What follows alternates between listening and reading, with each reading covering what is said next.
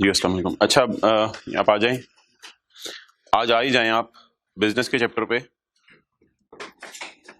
जो आखिर में पास पेपर्स दिए हुए हैं।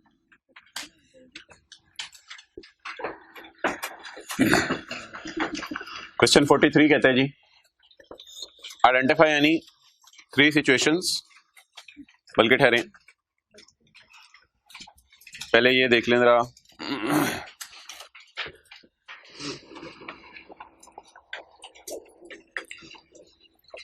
क्वेश्चन 33,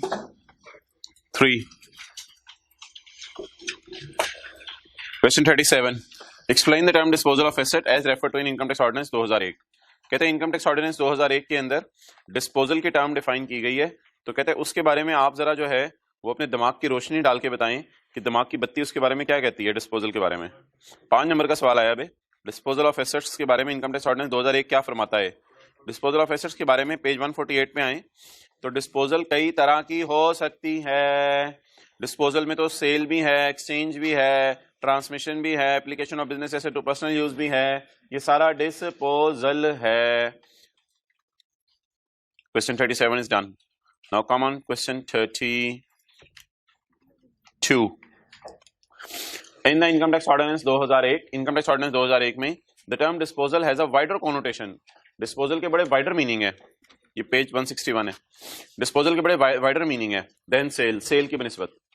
बिकॉज डिस्पोजल में क्या क्या आता है, बिकॉज इट इंक्लूड्स एक्सचेंज, किताबें खोल लें अपनी, because it includes exchange, because it includes relinquishment, because it includes extinguishment. Sir ये जब हमने रिलिंक्विश और एक्सटिंग्विश पढ़ा तो पेपर के अंदर हम वेनिश हो गए, तो हमें समझ नहीं आई क्या करें, हमने आगे सवाल की रिक्वायरमेंट ही नहीं पढ़ी। वो तो बाहर निकल के देखा कि सवाल की रिक्वायरमेंट में जान ही नहीं थी। लिस्ट ऑफ सिचुएशंस जिसमें ये समझा जाएगा एक एसेट बंदे ने बेच दिया है। तो मोहतरम ये 2 अल्फाज हमारी किताब में तो कम से कम नहीं थे, तो लॉ मेकर को डराने के लिए यूज नहीं करने चाहिए थे।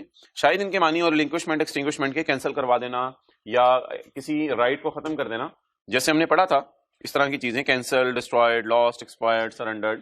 बहरहाल वो कह रहे हैं कि डिस्पोजल के बहुत वाइडर मीनिंग है। तो वाइडर मीनिंग डिस्पोजल के क्या है, वो 5 नंबर में आपको यही 5 पॉइंट लिखने पड़ेंगे, 1 2 3 4 5। तो अगेन सवाल वही था और थोड़ा सा साथ वाले को हिला के लाया। अच्छा जी, no come on question number 43।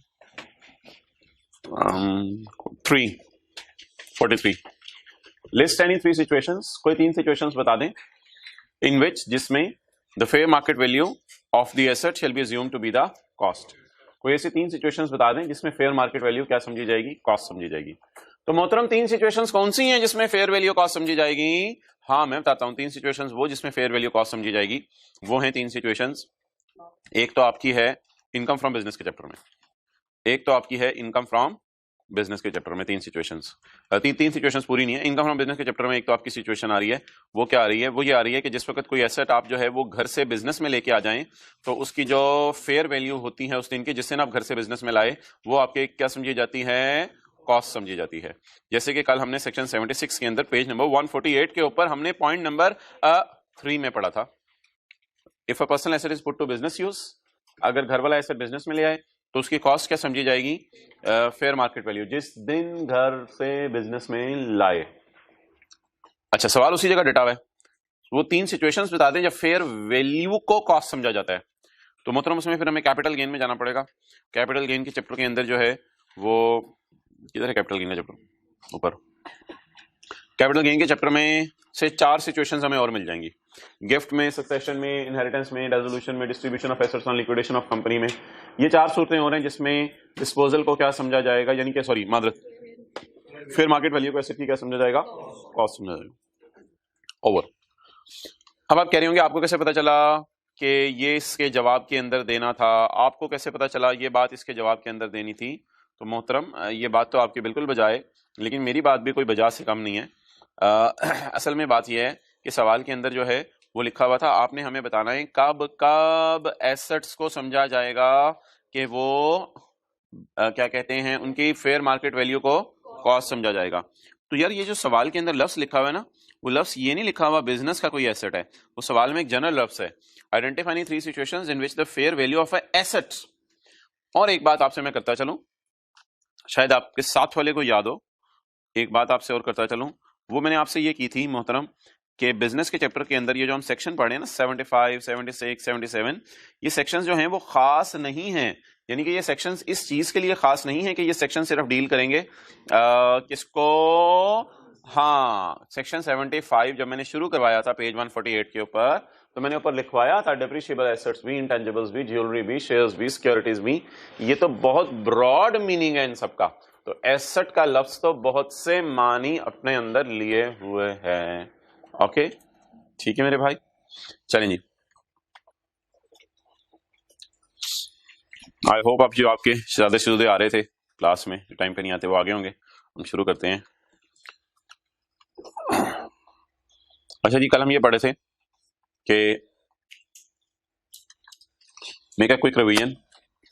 कल हम ये पढ़े थे कि आपको बाहर के मुल्क से लोन चाहिए, तो आपने बाहर के बैंक को फोन किया, मुझे लोन चाहिए।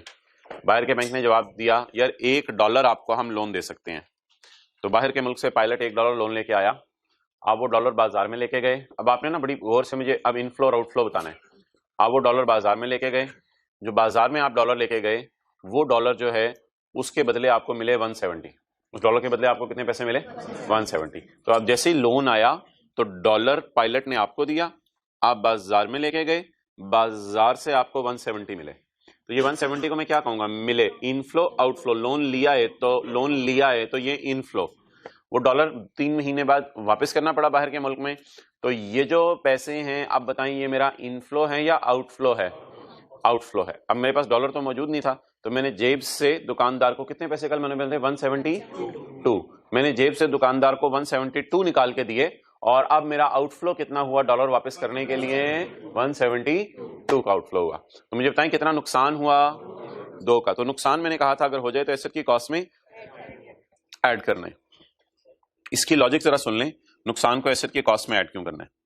असल में आपने माशाल्लाह अकाउंटिंग पढ़ी हुई है, एसेट भी डेबिट नेचर का अकाउंट है और नुकसान भी डेबिट नेचर का अकाउंट है। एसेट भी डेबिट नेचर का अकाउंट है, नुकसान भी डेबिट नेचर का अकाउंट है। इसलिए अगर करेंसी एक्सचेंज पर हमें नुकसान हो जाए तो एसेट की कॉस्ट में ऐड करेंगे जी। अभी को भाई सवाल पूछने लगे थे, अगर इस पॉइंट के बारे में कुछ सवाल है तो न्यूमेरिकल का वेट कर लें, शायद क्लियर ही हो जाए। वो ऐसी कोई डिस्कशन जो आनी हुई, जैसे मर्जी आए। अच्छा जी, अब मोहतरम ऐसा करें कि एक न्यूमेरिकल हमने करना है, उस न्यूमेरिकल से पहले जो है वो जरा थोड़ी सी रिवीजन कर लेते हैं। एग्जांपल है जी आपके सामने एक आ रही। आपने ये बाहर के मुल्क को में किसी को रिक्वेस्ट की कि यार मुझे फॉरेन करेंसी में ना लोन चाहिए। तो 1 मई को, साल खत्म होने से 2 महीने पहले, 1 मई को $2 लाख लोन आपको रिसीव हो गया, जिस वक्त डॉलर 140 रुपए का था। 30 जून को बाहर के बैंक का फोन आया, यार $2 लाख में से ना कुछ थोड़ा बहुत वापस कर दो, बहुत हो गया है। तो आपने 2 महीने बाद $30,000 फर्ज करें पायलट की जेब में डाल के बाहर के मुल्क में भेज दिया। आए कितने थे बाहर के मुल्क में जहाज के जरिए? $2 लाख। आपने फिलहाल वापस कितने भेजे? 30,000। आपको एक्सचेंज गेन या लॉस, मुझे नहीं पता गेन है या लॉस है, फिलहाल मैं इस बहस में नहीं जा रहा। आपको एक्सचेंज गेन या लॉस कितने डॉलर्स पर आ चुका है? आप 30 जून को खड़े हो गए $30,000 पर, और कितने डॉलर पर गेन लॉस आ सकता है? 170 की टेंशन नहीं लिया करनी आने पेपर में, कुछ जब कभी गेन लॉस आएगा तब देखी जाएगी। 170 की टेंशन नहीं लेनी, क्योंकि जो टैक्स का लॉ है ना वो रियल गेन्स और रियल लॉसेस की बात करता है। हाँ एक गेन या लॉस आ सकता है जब कभी बाकी 170 वापस करें। तो फिलहाल आप मुझे बताएं, उधार लिया कितना, उधार वापस कितना कर दिया? क्या मैं कह सकता हूं इस 30,000 को रीपेमेंट? तो हमने पेपर में मोहतरम रीपेमेंट से खेलना होगा। बकाया पेएबल बता सकते हैं कितने? 1 लाख। बकाया पेएबल से नहीं पेपर में खेलना। पहली बात तो ये होगी, जैसे कल हमने पहली बात की थी ना, सब्सिडी टैक्सेबल होती है और सब्सिडी एग्जाम्प्ट होती है, फिर उसमें अलग बातें की थी। इसी तरह मैं कह रहा हूं एक बात तो ये होगी, ये मेमोरी में जरा साइड पे रख लें, हमने पेपर में किससे खेलने? रीपेमेंट से। लॉजिक इसकी ये है कि मोहतरम जो लॉस गेन आया नहीं उसकी टेंशन क्या लेनी, अभी जो आया सिर्फ उसको रिकॉर्ड करना है। पहली बात ये होगी। दूसरी बात ये है कि फिलहाल मैं $1 के एतबार से बात करता हूं। अगर मैं अपना सोल्यूशन करूं, स्क्रीन पे देखते रहे। जब मुझे बाहर से $2 लाख छोड़ने पड़े, फर्ज करें $2 लाख की जगह बाहर के मुल्क से $1 आता, जब मुझे $1 बाहर के मुल्क से आया था तो उस वक्त मैं बाजार में जब डॉलर लेके गया था तो मेरी जेब में पाक रुपीज आए होंगे। बाहर के मुल्क से मुझे किसी ने डॉलर उधार दिया, डॉलर को मैंने पाक रुपीज में कन्वर्ट करवाया, अब मेरी जेब में क्या पड़े हैं, डॉलर पड़े हैं, पैसे। पैसे जो पड़े हैं वो इनफ्लो है आउटफ्लो? इनफ्लो। वैसे भी लोन लिया है ना अभी तो, और अगर लोन वापस करूं मैं उस वक्त डॉलर कितने का हो गया है, बोले 140। क्या मैं इसको कह सकता हूं आउटफ्लो? ये मेरा क्या हो गया, आउटफ्लो हो गया। मैंने लायबिलिटी क्रिएट किस पे की थी, 140 पे। मुझे लायबिलिटी उतारनी किस पे पड़ी, 142 पे। 140 की जगह 142 पे करना पड़े तो गम। वैसे गम के चक्कर में जाने की जरूरत नहीं है, इंशाल्लाह कैलकुलेटर ही -2 दे रहा है। -2 नहीं लिखा करूंगा मैं लिखा करूंगा -2 की जगह 2 का लॉस। ऐसे अपने समझने के लिए 2 रुपए का मुझे -2 लिख लें या 2 का लॉस लिख लें, इट्स अप टू यू, ये आपकी मर्जी है। 2 का लॉस है, लेकिन ये 2 रुपए का लॉस तो मेरे भाई $1 पे है। मैंने ये लॉस कितने डॉलर्स के ऊपर रिकॉर्ड करने हैं, हाँ 170 पे नहीं, $37 पे। 2 लॉस मल्टीप्लाइड, 2 रुपए का लॉस मल्टीप्लाइड बाय 30,000, तो पाक रुपीज में मुझे कितना नुकसान हो गया, बोले बोले बोले 60,000। पाक रुपीज में मुझे 60,000 रुपए का नुकसान हो गया। अब जी फिंगर टिप्स के ऊपर सादा सादा बातें। जब उधार आया करेगा ना उस दिन जो करेंसी का रेट होगा उसको आपने क्या करना है, इनफ्लो। जब उधार वापस किया करेंगे उस दिन जो करेंसी का रेट होगा उसे आपने कहना है, उधार वापस का मतलब ही आउटफ्लो होता है। इन दोनों का ले लिया करना डिफरेंस। अगर डिफरेंस लेके जवाब आए नेगेटिव में तो इसका नाम रखना है, और जवाब आए पॉजिटिव में गेन। लॉस आए या गेन आए इस बात को फारिग करें, मल्टीप्लाई रीपेमेंट से करना है। जो नुकसान आया उसे रिकॉर्ड करूं या जो आ सकता है उसे भी अभी कर लूं? और आ सकता है अकाउंटिंग वाले कहते होंगे प्रूडेंस कॉन्सेप्ट में रिकॉर्ड कर लो, अकाउंटिंग में मुझे भी सिखाएं, तो टैक्स की बातें कर रहा हूं आपसे।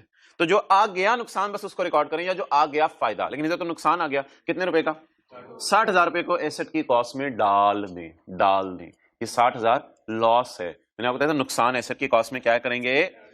और मुझे आप ये भी बता दें यार, लायबिलिटी मेरी 140 से बढ़ के किस पे चली गई, 142 पे चली गई। तो जब लायबिलिटी इंक्रीज कर गई तो एसेट की कॉस्ट में ऐड करेंगे। क्लियर? तो नुकसान हमेशा एसेट की कॉस्ट में क्या किया करेंगे, ऐड किया करेंगे। और लायबिलिटी इंक्रीज की है डिक्रीज की है, 140 के बजाय बढ़ के किस पे चली गई है, 142 पे। छोड़ें यार, मैं एग्जाम लेवल का एक न्यूमेरिकल करते हैं। आप ऐसे करें, पहले पेज 149 पे आए, पेज 149 पे मुझे ये बता दें यार कि वो अगर सवाल साइलेंट हो तो ग्रांट को क्या एज्यूम करें, टैक्सेबल या एग्जेम्प्ट? ये तो मैंने आपको कल बताया नहीं। पेज 149 पे पॉइंट 10, अगर बोले अगर सवाल साइलेंट हो तो ग्रांट को क्या एज्यूम करें, एग्जेम्प्ट एज्यूम कर लें, लिख लें एग्जेम्प्ट एज्यूम कर लें। अगर सवाल साइलेंट हो तो ग्रांट को क्या एज्यूम कर लें, एग्जेम्प्ट। पॉइंट 10 के साथ लिख लें।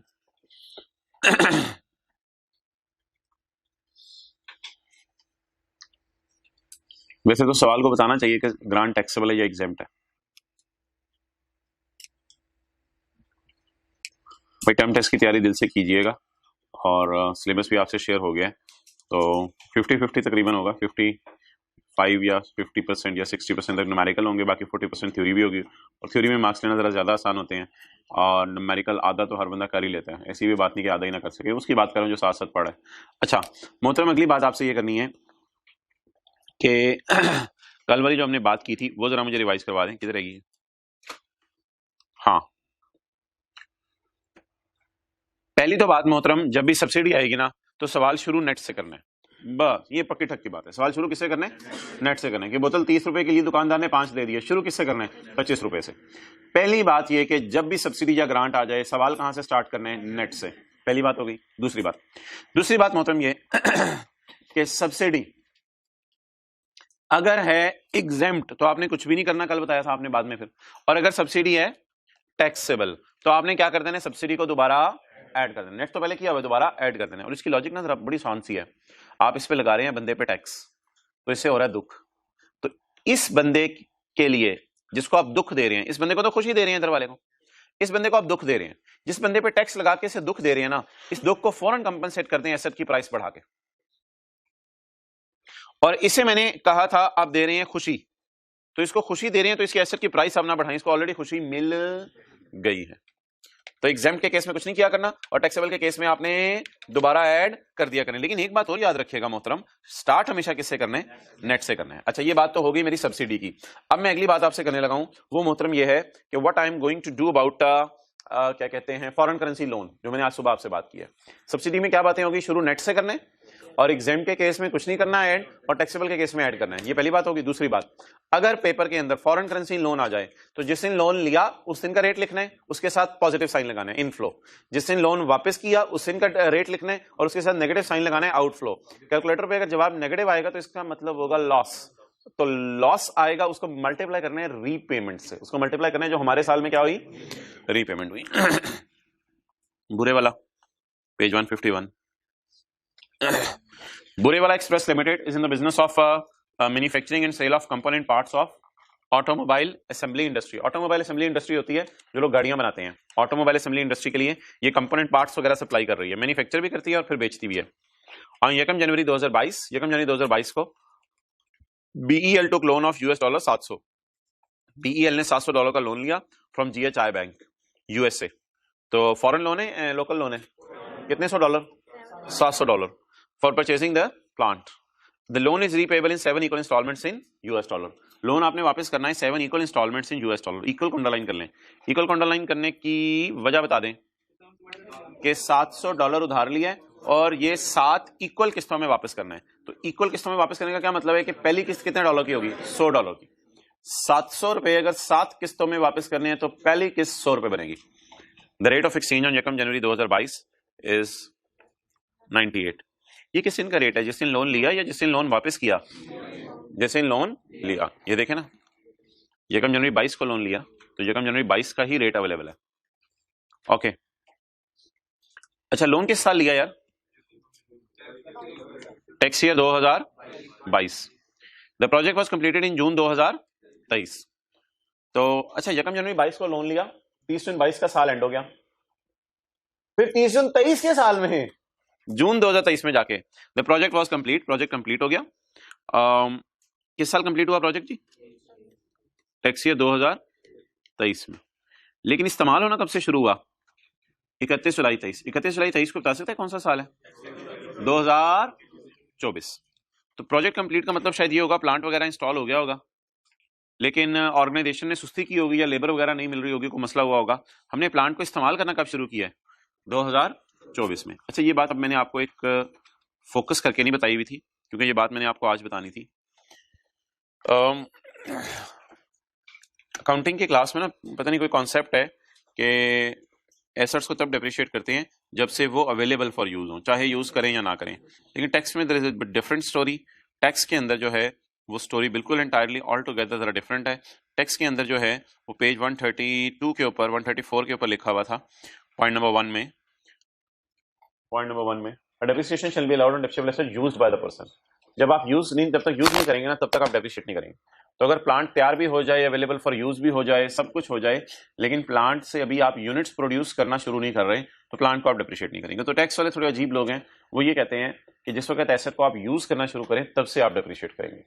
तो ये जरा पॉइंट 1 था सेक्शन नंबर 22 का पेज 134 पे। इस बुनियाद पे मुझे बता दें कि 2023 के अंदर प्रोजेक्ट कंप्लीट हो गया है, लेकिन इस्तेमाल एसेट का हमने शुरू किया है 31 जुलाई 23 को। आपको पता है यकम जुलाई 23 से 2024 का साल शुरू हो चुका है। यकम जुलाई 23 से 2024 का साल शुरू हो चुका है। तो इसलिए बोले 2024 के साल की रोशनी में मैं क्या जवाब दे सकता हूं कि 2024 का साल है मेरा।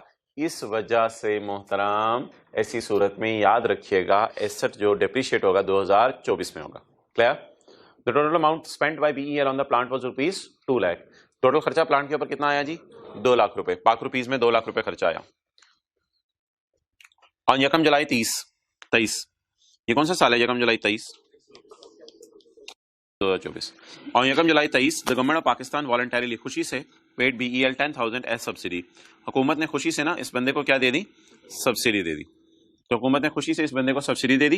कितने की subsidy they the? 10,000 in respect of the plant installed in the project. I assume कि ये सब्सिडी एग्जेम्प्ट है, लेकिन सवाल ने नहीं बताया हुआ था। पता नहीं यार क्या ढीले लोग हैं, लिखते ही नहीं आगे, कैसे एहसान कर रहे हैं, आके जल्दी किया करें। I assume subsidy is exempt. मैं अज्यूम कर रहा हूं ये सब्सिडी एग्जेम्प्ट है।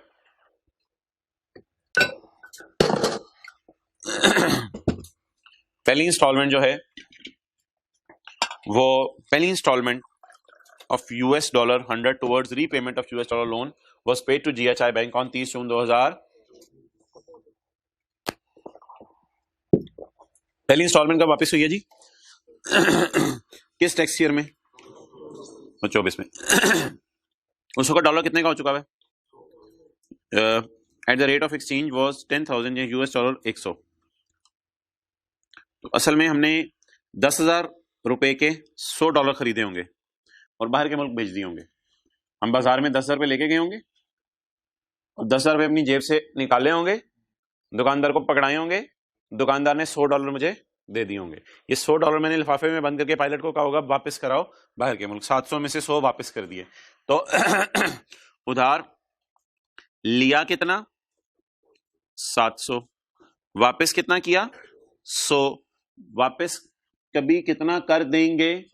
एक 600। 600 की टेंशन, सिर्फ टेंशन लेनी है आपने जितना वापस किया।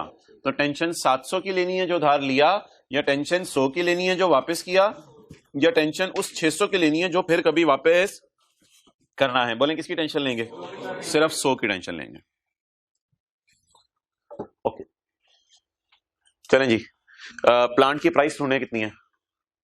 2 लाख रुपया। प्लांट की प्राइस ढूंढे कितनी है? 2 लाख रुपया।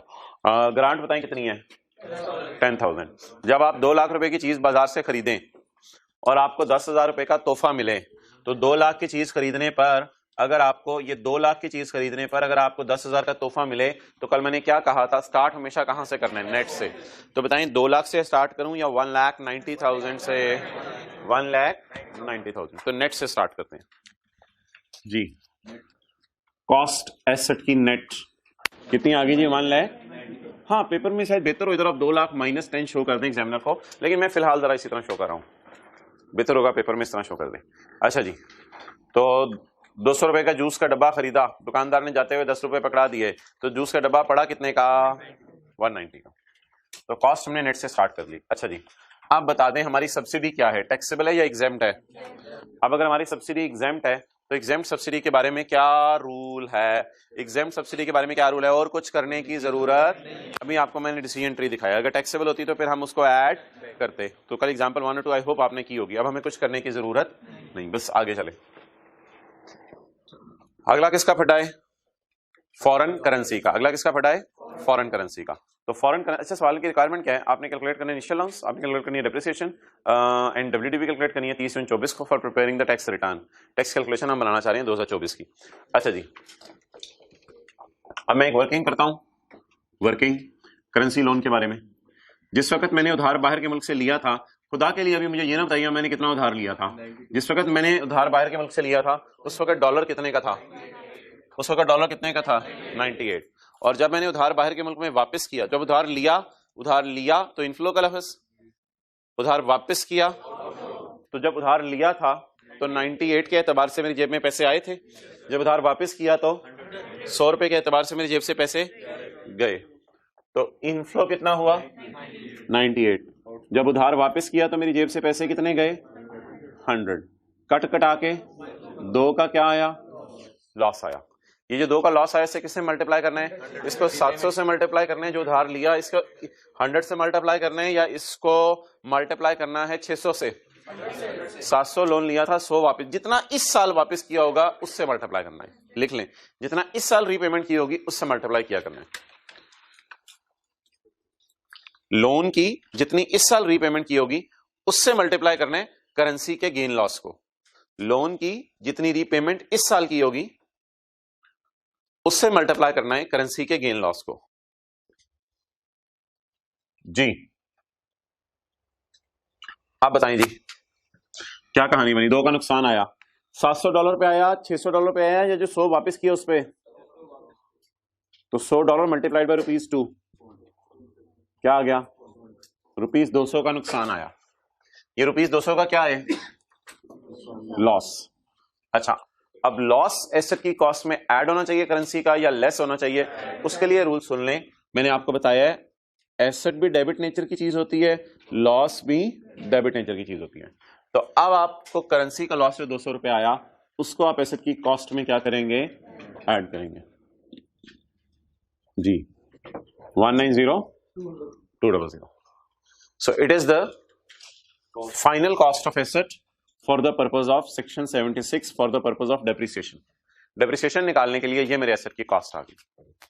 अब इसी पे मैं इनिशियल लॉस का रेट लगाऊंगा, इसी पे मैं डेप्रीसिएशन का रेट लगाऊंगा बस। हाँ फिर उसमें ऐड करते रहेंगे, लेकिन वो आई कैप ने नहीं अपनी किताब में डिस्कस किया, हर साल फिर एडिशन होती रहेगी। WDV समझ लो। ओके ठीक है जी, मेरी तरफ से डन हो गया, ओवर हो गया। वो कैमरा उधर करके वो जो वर्किंग है करेंसी गेन लॉस वाली वो जरा खोल दो, वो कम से कम आप किताब पे कर ले, बाकी मैं आपको जो है वो दिखाने लगा हूँ। ये करेंसी गेन लॉस वाली वर्किंग जरा उस तरह जरूर कर लें।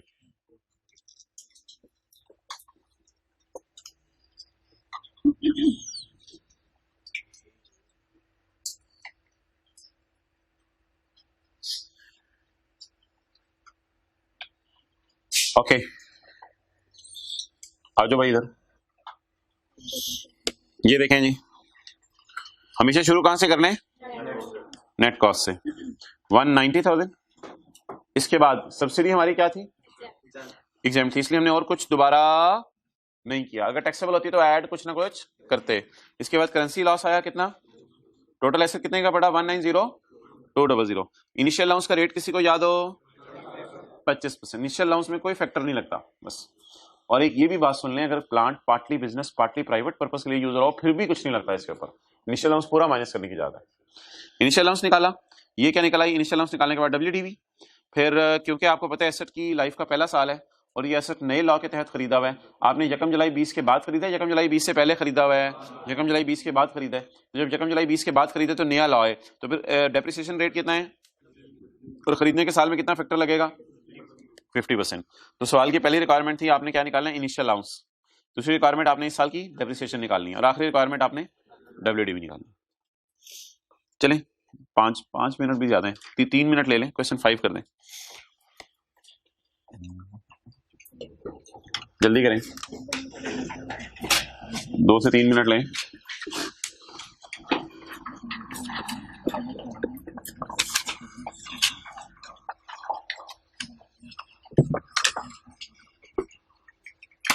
जल्दी भी, कोई सवाल स्क्रीन पे सामने है?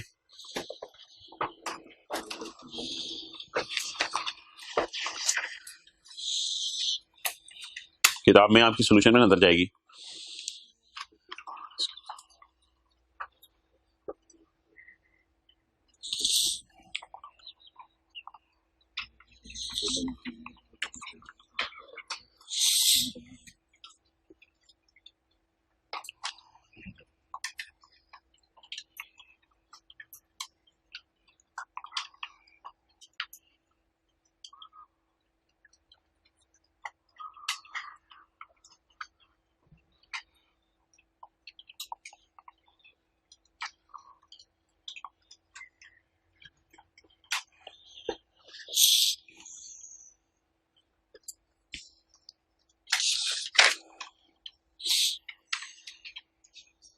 Done.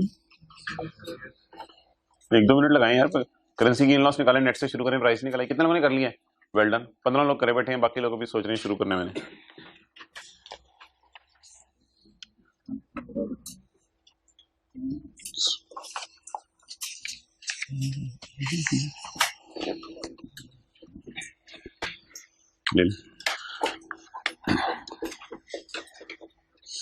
An entity decided to finance the cost of purchasing a plant with a loan in a foreign currency. Kennedy ने सोचा कि मैं लोन ले लूं फॉरेन करेंसी में, से मैं plant खरीदूंगी।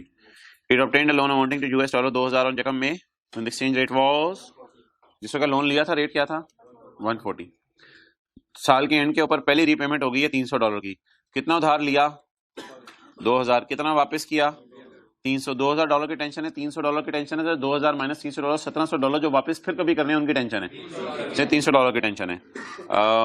Asset is purchase for rupees 5 lakh, subsidy receive from government in this regard is rupees 20,000 which is taxable. और जो हुकूमत से सब्सिडी मिली है बोले वो क्या है? टैक्सेबल है। Now my question from you people is कि मैं स्टार्ट, अभी करेंसी को फारक करें, मैं स्टार्ट कहां से करूं? नेट कॉस्ट से। अच्छा, जो मैं हाईलाइट कर रहा हूं, बताएं जी, एसेट कितने वाला है? 5 लाख वाला। सब्सिडी कितनी मिली? 20,000 वाली। 5 लाख, अभी मैंने कुछ हाईलाइट नहीं किया। और 5 लाख माइनस 20,000 480, तो पड़ा कितने का? 4,80,000। अच्छा, मेरा बात से ये 480 लिखने के बाद आपने ढूंढना है टैक्सेबल है या एग्जाम्प्ट है। क्योंकि टैक्सेबल हो या एग्जाम्प्ट हो, शुरू हमेशा किससे करना है? नेट से। अब ढूंढ लें टैक्सेबल है या एग्जाम्प्ट है। क्या है? एग्जाम्प्ट के सिनेरियो में कुछ ऐड करने की जरूरत नहीं थी, टैक्सेबल के सिनेरियो में आप ऐड कर दें। असल में ना टैक्सेबल में हम इसकी प्राइस अब दोबारा बढ़ाने लगे हैं ताकि उसे डेप्रिसिएशन ज्यादा मिल जाए। फिर ऐड कर दें क्या? सब्सिडी। कौन सी वाली सब्सिडी है? टैक्सेबल वाली। कितनी? दोबारा एसेट की प्राइस कहाँ आके खड़ी हो गई? 5 लाख। क्लियर? अब एक वर्किंग करनी है। वर्किंग का मकसद क्या? एक्सचेंज गेन लॉस निकालना। अच्छा जी, एक वर्किंग करनी है। ये तो सब्सिडी या ग्रांट हो गई जो हमने कल पढ़ी थी। अब जो आज हमने कॉन्सेप्ट पढ़ा है उसकी बात करते हैं। इसकी हेडिंग तो वर्किंग की होनी चाहिए ना, करेंसी गेन लॉस। हेडिंग ये होनी चाहिए वर्किंग की, मैं नहीं दे रहा। हेडिंग होनी चाहिए करेंसी गेन लॉस। जिस वक्त उधार लिया था करेंसी कितने की थी? 140 की। जब उधार वापस कर रहे हैं तो करेंसी कितने की है? 137। अब आप मुझे बता दें, इस वक्त थी 140 की, इस वक्त है 137 की, तो 3 पॉजिटिव आ रहा है कैलकुलेटर पे, तो 3 रुपए का एक डॉलर के ऊपर गेन आ रहा है। 3 रुपए का गेन आ रहा है $1 के ऊपर। तो डॉलर कितने हैं जो रीपे किए हैं? $300। 300 ज़रब 3 पाक रुपीज में ₹900। क्लियर? तो ₹900 क्या है? गेन। यार गेन जो है ना, गेन आपको पता है एसेट जो है वो डेबिट नेचर की चीज है और गेन या खुशी क्रेडिट नेचर की चीज है। इसलिए अगर कभी लॉस आया करेगा उसे एसेट की कॉस्ट में ऐड करना है, गेन आया करेगा एसेट की कॉस्ट से लेस करना है। Less gain on currency fluctuation. कितना जी? 900। बताएं जी, 5 लाख माइनस 900 4 1 डबल। कितने लोगों ने यही सॉल्व किया था? जरा हाथ खड़ा करके बता दें। Okay world. तो sum it up all forever. Subsidy कितने किस्म की हो सकती है?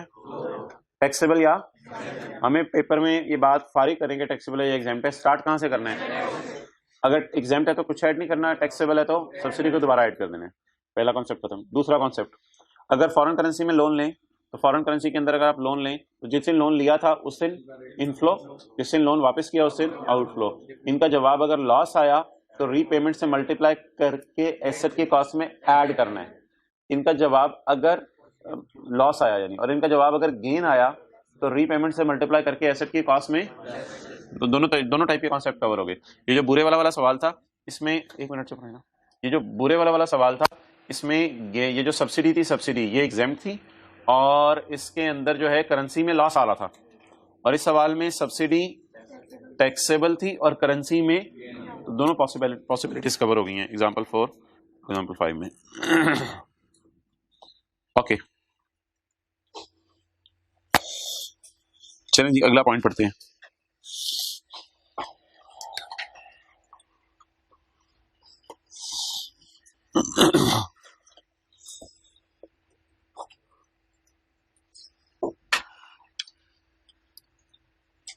सवाल पढ़े। अगला कॉन्सेप्ट बिल्कुल डिफरेंट है। इस कॉन्सेप्ट का पिछले कॉन्सेप्ट से कोई ताल्लुक नहीं है। इसकी अंग्रेजी भी डिफरेंट है, मैं पढ़ाऊंगा। अच्छा यार, एक लाइन उधर लिखी हुई है, ये कोई इतनी इंपॉर्टेंट नहीं है, ये पढ़ लें जरा। Page number 149, page number 149। ये कॉन्सेप्ट है सीए फाइनल में जो पढ़ाया जाता है, लेकिन अनलकीली इसकी थ्योरी में आपको इधर पढ़ाने लगा हूँ। लेकिन उससे बड़ी बदकिस्मती ये कि इस थ्योरी की हल्की सी बात जरा लॉजिक भी देनी होगी ताकि जरा याद रहे, लेकिन कोई इतनी बात नहीं है, रट्टा भी मार लेंगे चलेगा काम। इनडिटर्मिनेट। अच्छा एक बार याद रखिएगा, पिछले सफे पे बल्कि आ जाए 148 पेज पे, explanation for the calculation of depreciation. Depreciation calculate करने के लिए currency fluctuation will be recorded in the year of occurrence. Occurrence से मुराद है in the year of repayment. In the year of, occur हो गई है करेंसी गेन लॉस या अकर होगा? रीपेमेंट पे तो अकर हो गई ना, तो अकर होगा किस पे? जो बाकी पेएबल बचा है। जैसे $700 में से $100 पे कर दिए थे, 600 की टेंशन नहीं लेनी। अकर किस पे हो गया गेन लॉस? 100 के ऊपर। For calculation of depreciation currency will be accounted for in the year of repayment. Occurrence का क्या मतलब है? कितना गेन लॉस अकर हो जाएगा? $700 लोन लिया, $100 वापस कर दिया, तो कितने पे गेन लॉस अकर हो जाएगा? 100 पे। कितने पे फिर कभी अकर होगा? अकर हो गई की टेंशन लेनी है या अकर होने वाले की? हो गई। अच्छा पॉइंट 6, यार ये ना एक लफ्ज़ है हेजिंग। हेजिंग होती है इंश्योरेंस टाइप करवाना, इंश्योरेंस करवाना।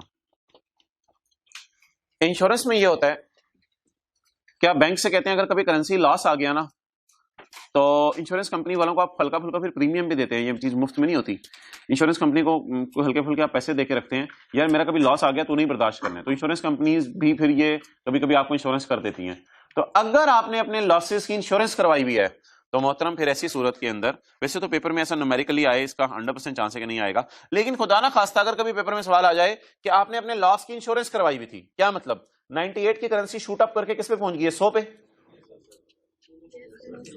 98 की करेंसी शूट अप करके किस पे पहुंच गई है, 100 पे पहुंच गई है। 2 का क्या हुआ है, और वो 2 का नुकसान इन द एंड पाक रुपीस 200 में कन्वर्ट हो गया। तो 2 रुपए का नुकसान $100 के एतबार से बात करूं 200 पाक रुपीस में कन्वर्ट हो गया, तो 200 पाक रुपीस का नुकसान आपने इंश्योरेंस कंपनी को कहा तू मुझे दे, इंश्योरेंस कंपनी ने आपको दे दिया। आप बताएं क्या वो 200 रुपए का नुकसान आपको पड़ा या वो 200 रुपए का नुकसान आपको रिकवरी हो गया? क्या इसको ऐसा की कॉस्ट में ऐड करें या ऐसे की कॉस्ट में शायद ऐड ना ही करना बेहतर है? तो अगर कभी करेंसी का नुकसान आप किसी और के कंधों पर डाल दें, अब आप कह रहे होंगे इंश्योरेंस कंपनी हमारी चाचा है, हमारा पुत्र है, हमारा कजन है जो हमें पैसे देगा, वो बात छोड़ें, वो क्यों देगा, उसको छोड़ें यार। अगर कभी लॉस आप इंश्योरेंस कंपनी पे डाल दें तो आप बताएं क्या फिर लॉस को एसेट की कॉस्ट में ऐड करें या करेंसी लॉस की वर्किंग ही फारग करें? वर्किंग ही फारग करें, फिर जरूरत ही नहीं है। और मेरे ख्याल से ऐसा देगा नहीं, क्योंकि ऐसा करके एग्जामिनर ने आपसे क्या लेना है, ऐसा तो आपको कुछ करना ही नहीं पड़ेगा पेपर में। तो फिर ऐसा किस पे पड़ा रहेगा, बुरे वाला 1,90,000 पे ही पड़ा रहेगा, फिर 200 का इफेक्ट इसमें रिकॉर्ड नहीं होगा। क्या वो यही मैं कह रहा हूं ना, ये डिस्कशन ही नहीं होनी, आना ही नहीं, तो फिर इसको क्यों पॉसिबिलिटीज की साइड पे जाएं। 0.6 इंश्योरेंस कंपनी वाला कम दे तो जितना उसने नहीं दिया वो आप ऐड कर दो। In determining whether the liability has increased, कभी कभी लायबिलिटी बढ़ जाती है। लायबिलिटी बढ़ी कब थी, 98 का डॉलर था, कितने का हो गया था, 100 का। और लायबिलिटी कम भी हो जाती है। हमारा जो दूसरा सवाल था जो आपने किया था उसमें लायबिलिटी 140 की थी और कम होकर 137 की रह गई थी। In determining whether the liability has increased और decreased, insurance agreement will be considered का मतलब बताएं। Insurance agreement will be considered या विल बी इग्नोर्ड? सोचे, विल बी कंसिडर्ड का क्या मतलब है कि इंश्योरेंस एग्रीमेंट को मानो। विल बी कंसिडर्ड का उर्दू में ये मतलब है, इंश्योरेंस एग्रीमेंट को मानने का क्या मतलब है कि फिर इंश्योरेंस से पैसे आ गए, तो जब वो लॉस हमने इंश्योरेंस से ले लिया और इंश्योरेंस एग्रीमेंट को सही मान लिया तो वो लॉस तो लॉस रहा ही नहीं, और अब वो लॉस नहीं रहा तो एसेट की कॉस्ट में ऐड करने की जरूरत नहीं है। तो उर्दू में लिख लें विल बी कंसिडर्ड का मतलब इंश्योरेंस कंपनी से लॉस रिकवर हो गया, इंश्योरेंस कंपनी से लॉस रिकवर हो गया, अब हम इसको एसेट की कॉस्ट में बोले ऐड नहीं करेंगे। इंश्योरेंस कंपनी से लॉस रिकवर हो गया, अब हम इसको एसेट की कॉस्ट में ऐड नहीं करेंगे।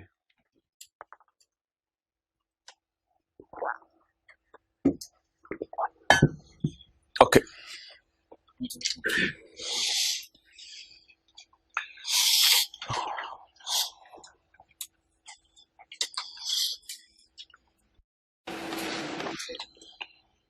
Page number 151।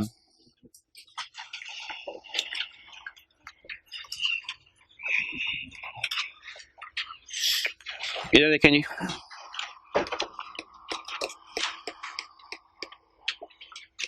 दो 2015, 16, 17, 18, 19। 2019 में 2015 में आपने एक जहाज खरीदा।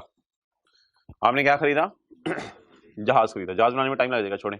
आपने क्या खरीदा, 2015 में आपने एक जहाज खरीदा।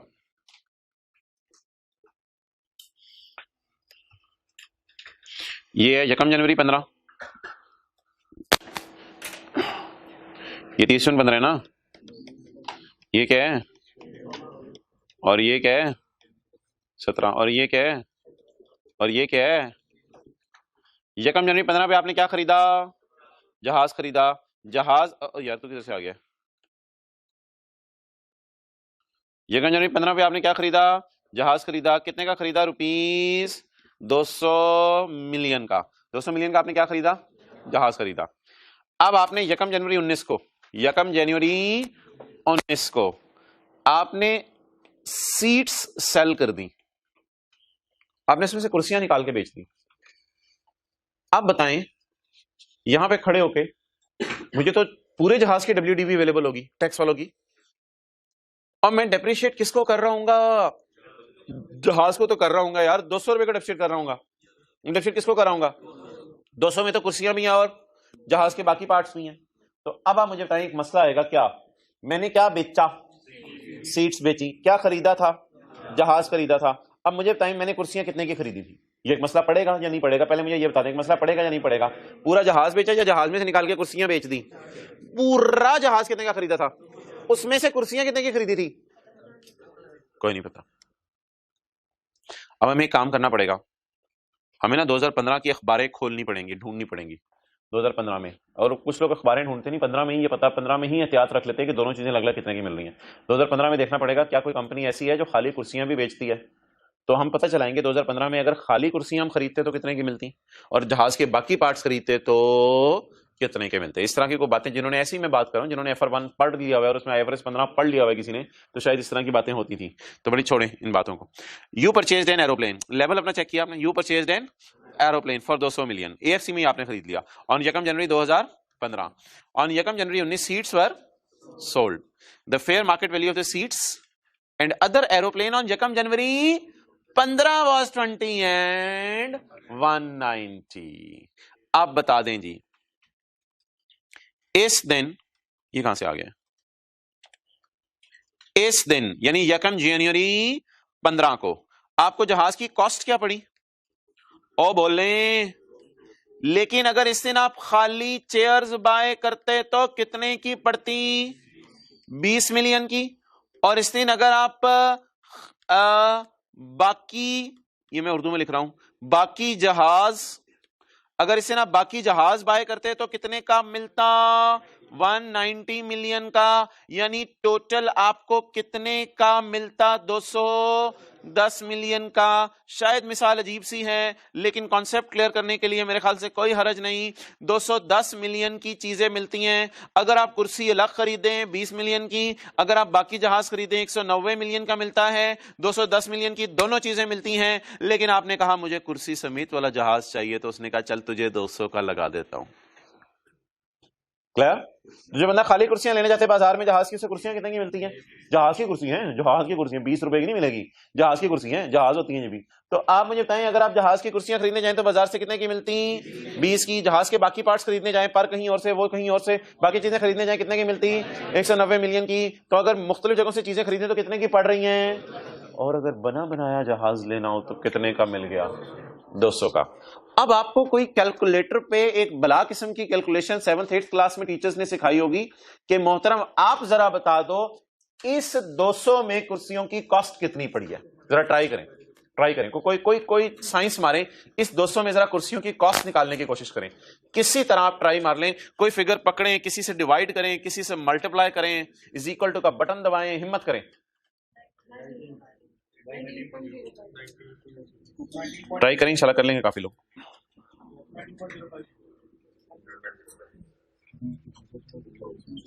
अपोर्शन करनी, बस अपोर्शन करना सादा सा, डन हो गया। अच्छा जी, अब आप मुझे ये बता दें कि मैं ये जो कैलकुलेशन करने लगा हूं, अच्छा मुझे एक चीज ऐसे बता दें, मुझे दोनों की फेयर वैल्यूज गिवन है या दोनों की कॉस्ट गिवन है? फेयर वैल्यूज गिवन है। फेयर वैल्यू मुझे दोनों की गिवन है, कुर्सी की भी फेयर वैल्यू गिवन है और बाकी जहाज के पार्ट्स और परों की भी फेयर वैल्यू गिवन है। फेयर वैल्यू दोनों की गिवन है, सिर्फ कॉस्ट को उंगली रख के मैं कहूंगा तोड़ तोड़ो तोड़ो। ये तो इसने बोला मैं तो ठूठा ठूठा हुआ हूं, इसने कहा मैं तो ऑलरेडी ठूठा ठूठा हुआ हूं, तो हमने कहा तुझे थोड़ना थोड़ना भी नहीं है, इसको क्या करें? थोड़ तो ट्राई कर तू जरा, लट नीचे करके अपनी। अच्छा बोलो, थोड़ थोड़ो थोड़ो, आखिरी वाला भी बोलना होता है, थोड़ो। क्या बंदा है। अच्छा जी, आप बोलें जी किसको थोड़ना है? मुझे चाहिए क्या पहले? कॉस्ट किसकी? एरोप्लेन की गिवन है, किसकी कॉस्ट चाहिए? चेयर्स की। चेयर्स की कॉस्ट निकालने के लिए अगर मुझे पता चल जाए टोटल जहाज की कॉस्ट, तो इसको मैं पकड़ूंगा, पकड़ के डंडे नहीं मारूंगा, इसको पकड़ के मैं क्या कहूंगा, ये 200 क्या है? पूरे जहाज की कॉस्ट। इसमें बेस बनाएं पूरे जहाज की फेयर वैल्यू, बेस बनाएं पूरे जहाज की। ये 210 आपको अच्छा नहीं लग रहा तो बेशक 20 जमा 190 लिख लें। ये कॉस्ट ऑफ टोटल जहाज, कॉस्ट ऑफ, आज एक लफ्ज बोले पूरा जहाज, पूरा जहाज, कॉस्ट ऑफ पूरा जहाज, घर में बोलने बोले कॉस्ट ऑफ पूरा जहाज डिवाइड करें फेयर वैल्यू ऑफ पूरा जहाज, कॉस्ट ऑफ पूरा जहाज divided by fair value of पूरा जहाज multiplied by fair value of chairs, multiplied by fair value of chairs will give me the cost of chairs 19.05, that is 19.05। ये हल्का सा ना एक माइंड स्केच बना लें, ये डेटा ना अवेलेबल है, याद रखिएगा, यकम जनवरी 15 का सारा एक बार याद रख लेनी है। और एक मजे की बात बता दूं, ये जो एसेट खरीदा किस दिन था? यकम जनवरी 15 को। आपकी जेब से 200 रुपए गए किस दिन थे? यकम जनवरी 15 को। तोड़ना किसको है? इस 200 को। तोड़ना किसको है? इस 200 को। इस 200 को इस दिन के फेयर वैल्यूज की बुनियाद पर नहीं तोड़ना। इस दिन मार्केट फैक्टर्स पता नहीं क्या हो चुके हो, कुर्सियां कितने की मिल रही हो, इस 200 को इस दिन की फेयर वैल्यूज के बुनियाद पे तोड़ना है। एक्विजिशन डेट के फेयर वैल्यूज की बुनियाद पे 200 को, और 200 है भी तो एक्विजिशन डेट का ना, तो जब प्राइस भी एक्विजिशन डेट की है तो फिर फेयर वैल्यूज। और आपको पता है फेयर वैल्यूज और प्राइस में डिफरेंस क्यों आ रही है? चीजें सस्ती मिलती हैं बाजार में, ऐसी बात नहीं चीजें सस्ती नहीं मिलती। क्लियर? ओके। अच्छा, एक बात मैं आपसे करता चलूं, ये कुर्सियों की क्या निकल आई? कॉस्ट। ये कुर्सियों की क्या निकल आई? कॉस्ट। अब मैं कहता हूं यार कुर्सियां 19 वाली बिक गई 25 में, 19 वाली बिक गई, तो गेन लॉस कैसे निकालेंगे? गेन लॉस कैसे निकालेंगे? 19 को यहां पे पकड़ेंगे, 19 को यहां पे खड़े होकर डेप्रिशिएट कर लेंगे, फिर यहां पे खड़े होकर डेप्रिशिएट कर लेंगे, फिर यहां पे खड़े होकर यहां पे खड़े होकर। और अगर नए लॉ वाली ली हुई, ये तो मुझे शायद पुराने लॉ वाली लग रही है, अगर नए लॉ वाली ली हुई तो फिर बेचने के साल में भी 50% फैक्टर लगा देंगे। तो 19 इज द कॉस्ट। बस अब 19 को यहां कॉस्ट लिख लें और 19 को चल चल के डेप्रिशिएट करते रहे और इन द एंड यहां आके 19 की क्या निकाल लें? बीवी। जब 19 की बीवी निकल आएगी तो उसे सेल प्राइस से कंपेयर कर लें, that will be your gain और लॉस। मैं उस साइड पे नहीं गया गेन लॉस निकालने की साइड पे, मैंने ये कोई और मसला आपके सामने डिस्कस किया है कि मुझे मेरे एसेट की कॉस्ट ही अवेलेबल नहीं थी। जैसे आप मोबाइल खरीदें और मोबाइल के अंदर से उसकी बैटरी बेच दें, तो कल को आप कहेंगे यार बैटरी मैंने पता नहीं कितने की खरीदी थी, मैंने तो मोबाइल इकट्ठा ही खरीदा था, मुझे तो नहीं याद बैटरी अलग से, तो मुझे नहीं पता। तो फिर उस दिन की फेयर वैल्यूज मालूम करनी पड़ेगी और उस दिन की फेयर वैल्यूज पे कॉस्ट को क्या करना पड़ेगा? स्प्लिट करना पड़ेगा। तस्वीर खींच लें। ओके, अब इसको आप लॉ की प्रोविजन से पढ़े, जो लॉ की प्रोविजन अवेलेबल है। कौन सी वाली लॉ की प्रोविजन? क्या कोई व्हाट्सएप का ग्रुप बनाया हुआ है? क्या किया हुआ है? ये तस्वीरें बस ऐसे ही सेव होती रहती हैं। अच्छा, बस अपना ही कुछ प्लानिंग कर लिया करें आप लोग। ऐसा कर लेंगे व्हाट्सएप के ऊपर मिसाल के तौर पे ग्रुप बनाएं, अपने आप को ऐड करें, अपने दोस्त को ऐड करें, दोस्त को कहीं लीव कर दे, दोस्त आपका लीव कर देगा, आप अकेले उस ग्रुप में होंगे, बस वो टेक्स्ट का ग्रुप बन गया, उसमें धड़ाधड़ तस्वीरें भेजते। अच्छा जी, बच्चों वाली बात नहीं है। अच्छा, पेज नंबर 150 कौन सा? नहीं, इतना आगे नहीं जाना, अभी साथ साथ चलें। पेज नंबर 149 पे .7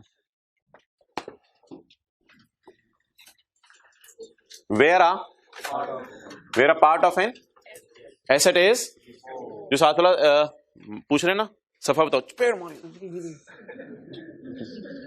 अच्छा, point number 7, where a part of an asset is, कभी कभी नहीं नजर आता, जब नजर आ रहा होता है तब देख लिया करें। Where a part of an asset is, जहां का एसेट का हिस्सा बिक जाए, द कॉस्ट शेल बी, लिखे ना, द 200 पंजाबी वाला दा, sorry, the 200 shall be apportion between the part retained. Part retain क्या हुआ था? कुर्सियां? नहीं, बाकी जहाज।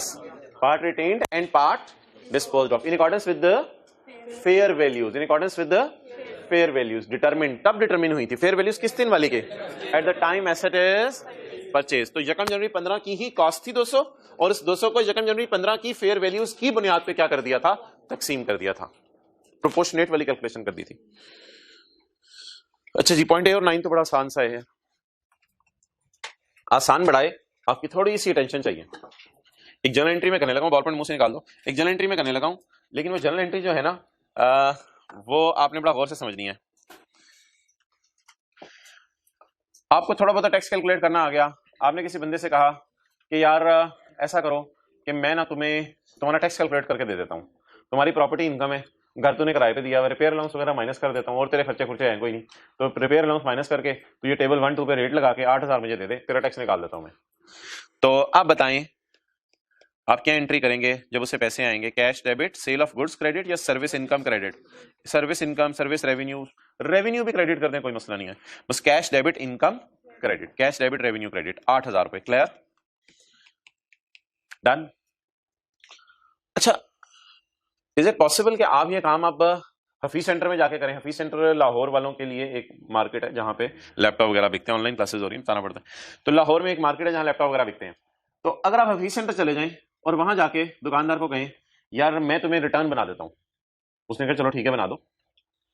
आपने उसे पैसे दिए, सॉरी आपने उससे पैसे लिए और आपने एंट्री कर ली कैश डेबिट इनकम क्रेडिट। इसी तरह आप अगली दुकान पे गए, अगली दुकान वाले को कहा यार मैं तुम्हें रिटर्न बना देता हूं, अगली दुकान वाले ने बना दे यार तू चलो मुझे रिटर्न बना दे। आपने उस दुकान पे जाके कहा यार मुझे पैसे ना दो, मुझे पैसे ना दो, मैंने तुम्हें काम करके दिया, मैंने तुम्हें काम क्या करके दिया, मैंने तुम्हें रिटर्न बना के दिया, तुम मुझे पैसे ना दो, तुम मुझे वो लैपटॉप जो है ना वो वाला लैपटॉप दे दो। उनका 8,000 रुपए का लैपटॉप बाग इधर से उसने बंदे मंगवाया, आपको चित्र मंगवाया बाग लैपटॉप नहीं मिलता 8,000 का।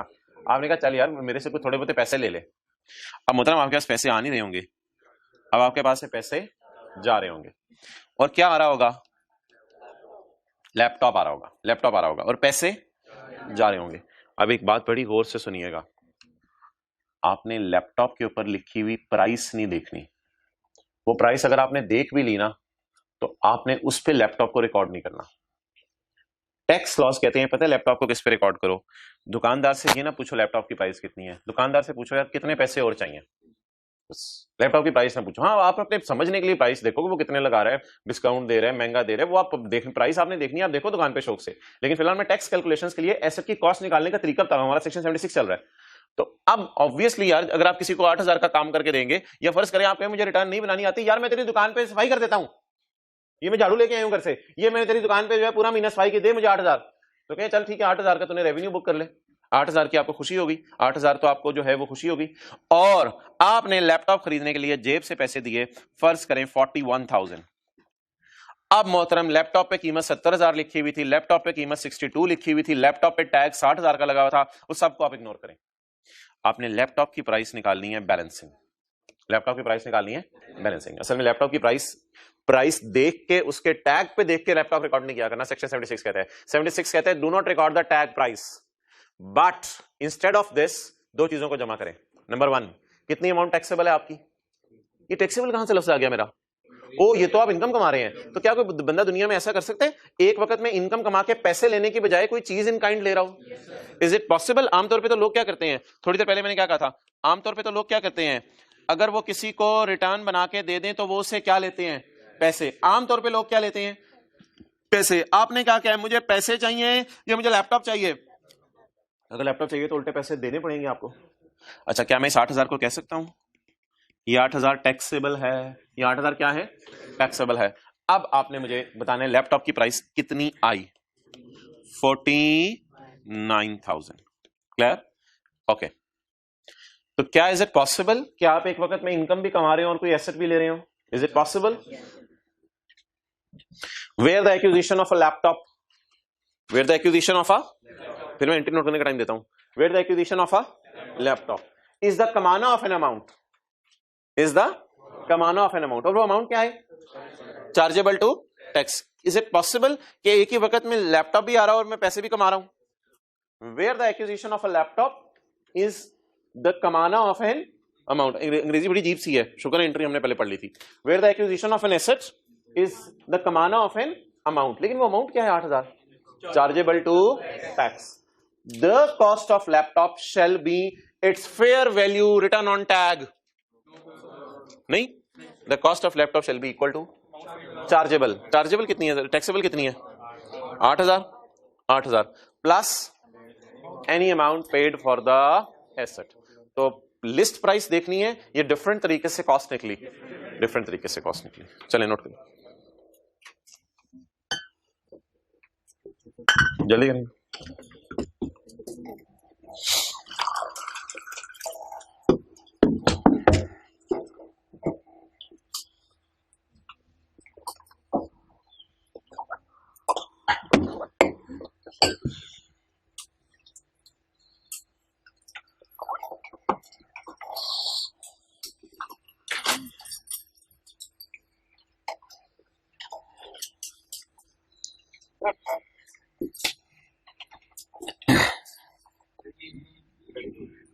हाँ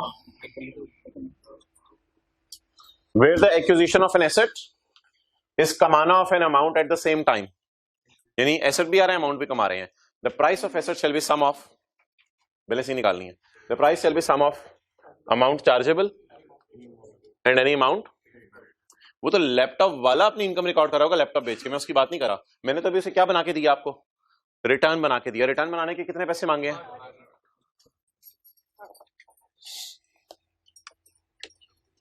आई प्रिपेयर्ड रिटर्न, मैंने उसे रिटर्न बना के दी किसकी, return of tax, and demanded laptop. तो उसने कहा भाई फिर ऐसे तो नहीं होगा, अगर इस ट्रांजैक्शन की आपने डिस्क्रिप्शन लिखनी है तो लिख लें, ताकि कल को सर्विस इनकम का लफ्ज आ रहा हो तो आपके ध्यान में ये ना यार ये सर्विस इनकम कहां से आया था यार, अभी तो याद आ रहा है आपको टैक्स रिटर्न बना के दिया है, कल आप पढ़ने बैठे आपको भूले होने, कल छोड़े रात को भूले होने. नहीं सर अब इतनी भी नहीं सही है. हाँ 24 घंटे में ना कोशिश कर लिया करें, 24 घंटे में सुने जो याद कर लिया जाए ना वो याद रह जाता है. ताज़ा खस्ता खस्ता फ्रेश होता है, हॉट पॉट में समझने पड़ा होता है, अगले दिन तो बुस गया होता है. ओके अच्छा जी,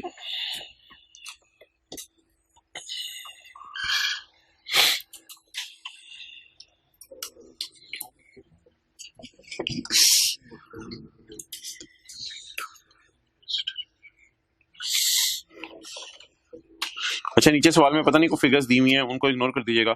नीचे भी कोई सवाल दिया है उसमें फिगर्स दी हुई हैं, बस ये काफी है एग्जांपल. अच्छा आखिरी बात कर लें, ये सेम पॉइंट है. अगले पॉइंट में मुझे फर्क बता दें सिर्फ एक लफ्ज का, सिर्फ एक लफ्ज का फर्क है बस, और कुछ नहीं है. The cost of asset shall be equal to exempt amount less any amount paid for the asset. बात एक दफा करूंगा, बड़ी तसल्ली से करूंगा, आपने गौर से समझनी है.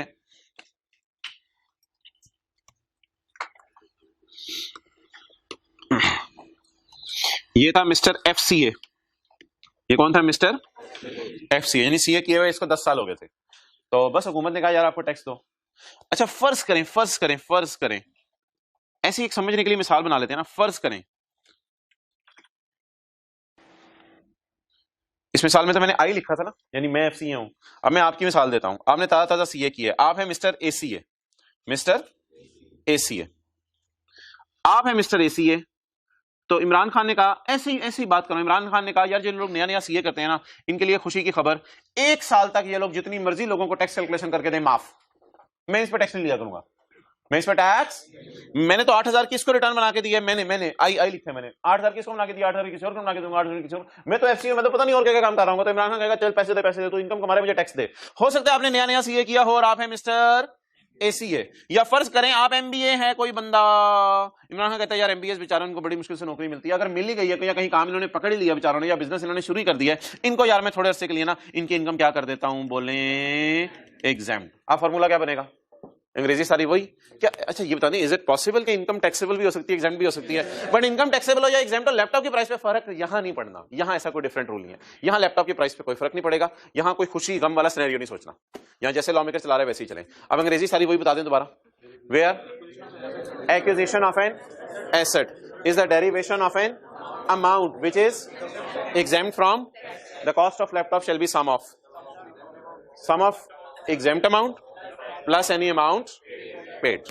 तो नीचे लिख लें, किसी बंदे की इनकम रिटर्न बनाने की हुकूमत माफ भी कर सकती है, बस यहाँ पे छोटा सा लिख लें, बाकी मिसाल नहीं लिखने की जरूरत नहीं.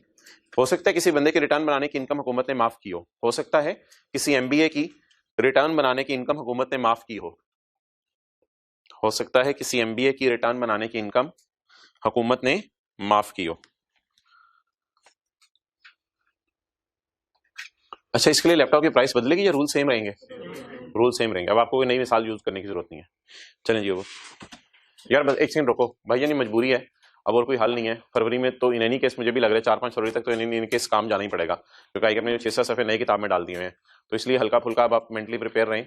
सैटरडे की क्लास हमारी 1.5 से 2 घंटे की भी हो सकती है, लेकिन ऑब्वियसली उसमें 1 घंटा हम ये थ्योरी किया करेंगे, बाकी जो 1 घंटा होगा may be numericals, may be pass papers. इसके अलावा कोई हल नजर नहीं आ रहा. और ऑफ कर दो.